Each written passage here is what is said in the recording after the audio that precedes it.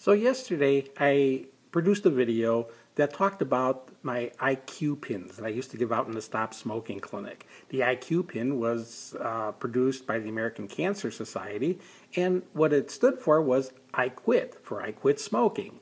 I had pointed out that many people didn't know what it was about, and they would encounter my clinic graduates and see them wearing an IQ pin and think, oh man, these people must be real smart, they're wearing an IQ pin, and how the participants would have to go through this explanation. No, it's not that they're smart, it's that they quit smoking.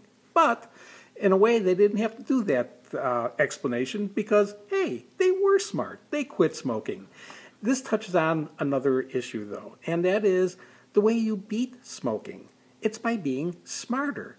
It's not by being stronger. And this is something that is important for people to understand, because people who work with the basis that they should be able to beat smoking because they're stronger than their cigarettes, these people often have a hard time staying off of cigarettes because they have this attitude that they're stronger than cigarettes, meaning that once they quit, if they ever get to a point that they want to have a cigarette and it just seems like a good occasion to have a cigarette, well, they're stronger than their cigarettes, so they can take it or leave it. So if they take it, they'll be fine.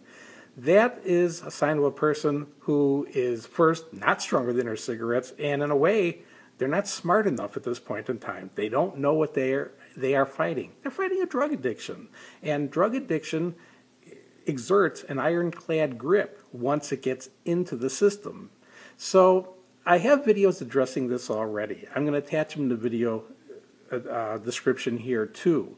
But what I want to point out, just while it sounds discouraging that cigarettes have the strength that they do, understand the way you beat them is by being smarter than nicotine.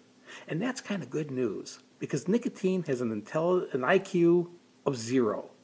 You have a higher IQ than 0. You can beat this. The way you beat it and the way you'll be able to stay off over the long term is by understanding the addiction you're fighting, and with that understanding, aim it right at the problem you're dealing with, and understand that to be able to get off and then to be able to stay off. It's just a matter of being smart enough to know to never take another puff.